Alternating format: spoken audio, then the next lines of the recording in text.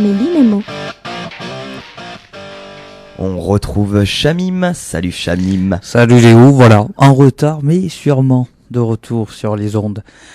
Alors, c'est bien que Nina soit restée parce que je vais solliciter Nina pour prononcer quelques petits mots au cours de mon expression. Nina qui fait ses devoirs hein, voilà. dans le studio, c'est un bon cadre. Multitâche. Voilà, si t'as des profs qui nous écoutent.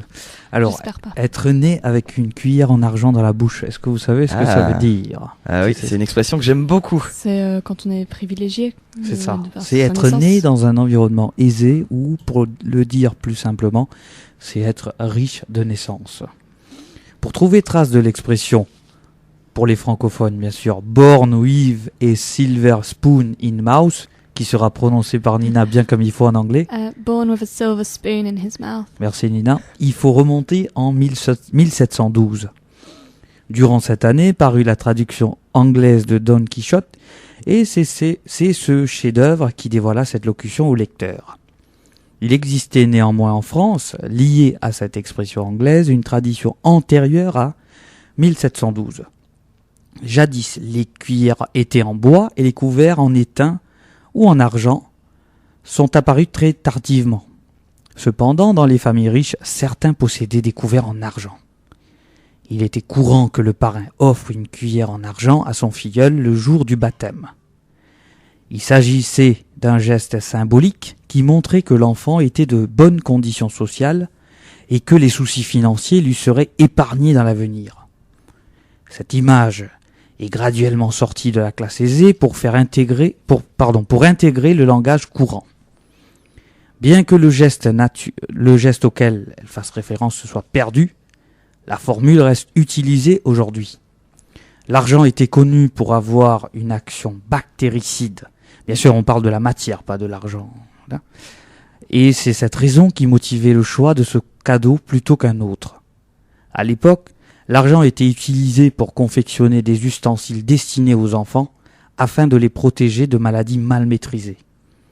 Il s'agit d'un savoir sur l'usage de l'argent qui remonte manifestement à l'Antiquité, car on en retrouve des recommandations chez Hippocrate et Pline. Voilà cette expression. Très intéressant, je trouve. Qui remonte à l'Antiquité.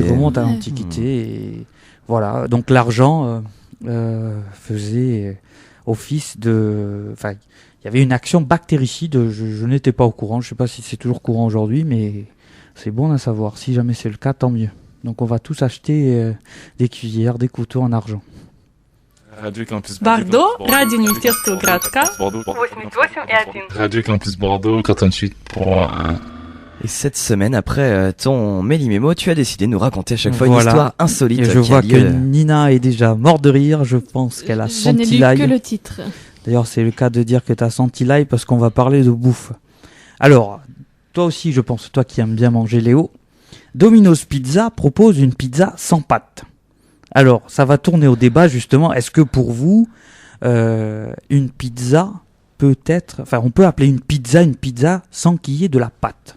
Parce que la pâte à pizza est la base de cette spécialité d'origine italienne. Mais peut-on vraiment parler de pizza quand elle est remplacée par du poulet?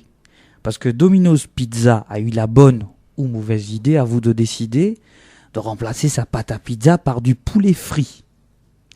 Alors, cette innovation n'est pas la première du genre, car en 2011, la chaîne de restauration rapide spécialisée dans le poulet, c'est-à-dire le KFC, avait déjà remplacé le pain de ses burgers par du poulet pané.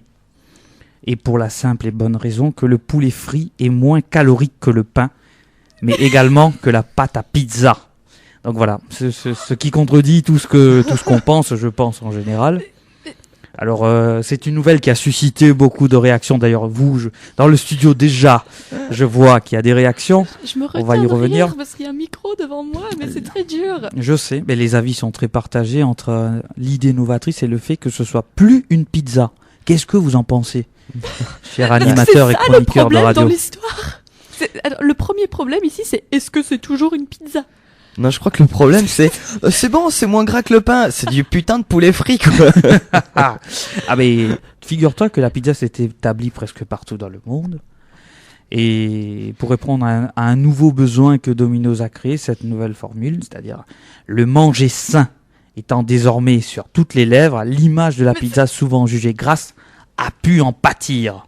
Non mais le manger Voilà. sain, c'est du poulet frit quoi. Oui, c'est genre, il y a moins de calories, mais ça va quand même boucher tes artères, c'est pas ça qui... Et du coup, Ah, c'est dingue. je trouve que c'est profiter du fait que manger sain, c'est en vogue. Mais ça...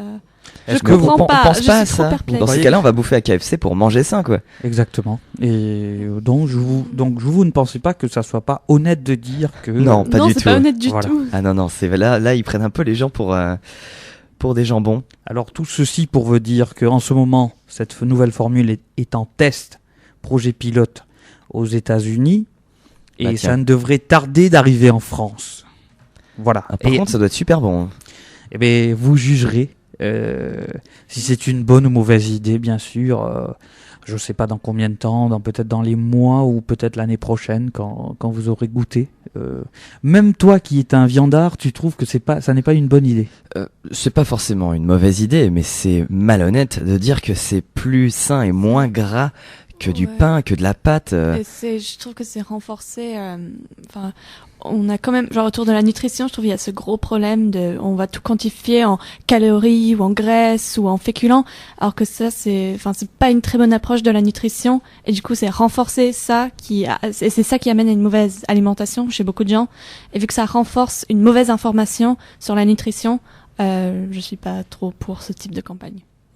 Par Eh contre, ben, très bien. petit J'espère. conseil cuisine, tu parlais de KFC qui avait remplacé le pain par du poulet frit sur gras. Vous pouvez remplacer, si vous voulez faire un bon burger qui combuche bien, vous remplacez le pain par des galettes de pommes de terre. Les rosti, je sais plus comment on prononce ça, mais Oui. galettes de pommes de terre, vous remplacez le pain avec Ça ça, me c'est semble être hyper une bon. bonne idée, oui, parce que je pense que j'ai déjà goûté. Et toi qui es un peu spécialiste culinaire de What the Fuck, Voilà, on fait griller des galettes de pommes de c'est terre ça. et ça fait office de pain pour je du te fais burger. confiance, Léo Ben Elbaz. Donc voilà, et bien c'était la nouvelle du jour ou de l'année. Vous le prenez comme vous voulez. Si tu me permets, je passe un petit message d'anniversaire à une certaine Ophélie Guiroy qui fête ses 35 ans aujourd'hui. Campus Bordeaux 多尔多寿元。 88.1